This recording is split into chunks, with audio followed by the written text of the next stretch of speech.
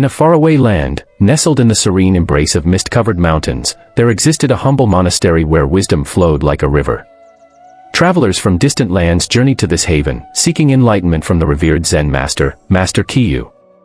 Known for his profound insights and simple yet transformative teachings, Master Kiyu was beloved by all who crossed his path. One crisp morning, a young scholar named Riku arrived at the monastery.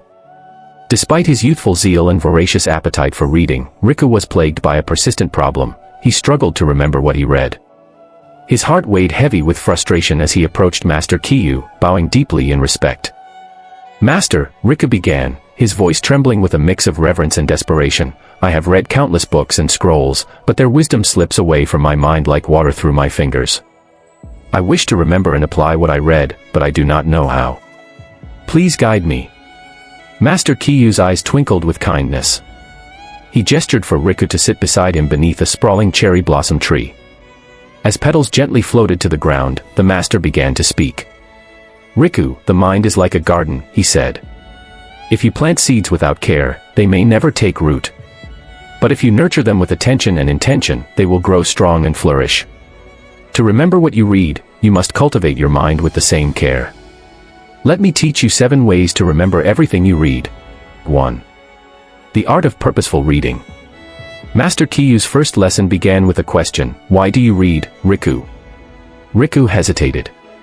"To gain knowledge, Master." "To become wise." The master nodded. "A noble goal, but too broad. When you read without a clear purpose, your mind wanders. Before you read, set an intention. Ask yourself, what do I seek to learn? What questions do I wish to answer? Purpose focuses the mind and sharpens your memory." To illustrate, Master Kiyu handed Riku a scroll and asked him to find the main teaching within. This exercise helped Riku realize the importance of reading with clarity and intent. 2. The practice of visualization. Words are like threads, Master Kiyu explained, but to remember them, you must weave them into vivid images. The master led Riku to a tranquil pond and tossed a pebble into the water. As ripples expanded outward, he said, "When you read, transform abstract ideas into mental pictures.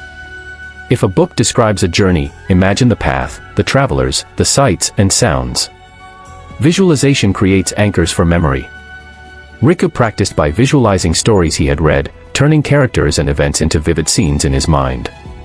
The exercise made the words come alive, etching them into his memory. 3. The discipline of reflection. Knowledge unexamined is knowledge forgotten, Master Kiyu said. Reflection is the key to retention. The master encouraged Riku to pause after reading and reflect on what he had learned.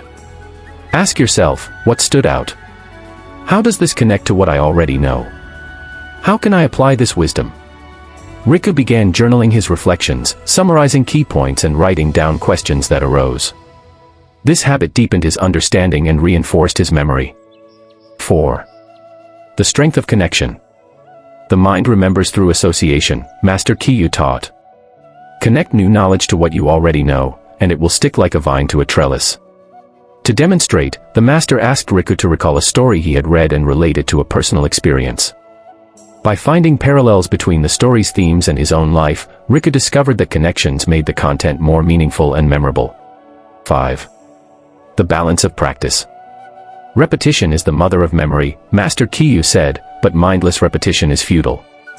Instead, revisit what you've read with intention. The master instructed Riku to review his notes and reflections at regular intervals, daily, weekly, and monthly. This spaced repetition helped Riku retain information over time, preventing it from fading into obscurity. 6. The tool of summarization. Simplify to amplify, Master Kiyu advised. Condense complex ideas into their essence, and they will remain with you. Riku practiced summarizing chapters and articles into a few sentences. By distilling the core message, he not only reinforced his understanding but also created a quick reference for future use. 7. The gift of sharing.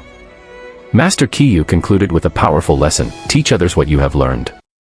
When you share knowledge, you solidify it in your own mind. Riku began discussing his readings with fellow scholars and villagers.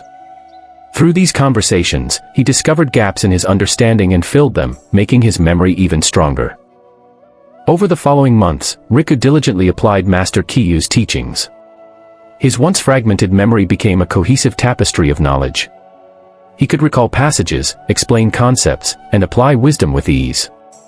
One day, as he sat beneath the cherry blossom tree, Riku bowed deeply to Master Kiyu. "Master," he said, "your guidance has transformed my mind. I no longer read to remember, I read to grow." Master Kiyu smiled, his eyes reflecting the wisdom of the ages.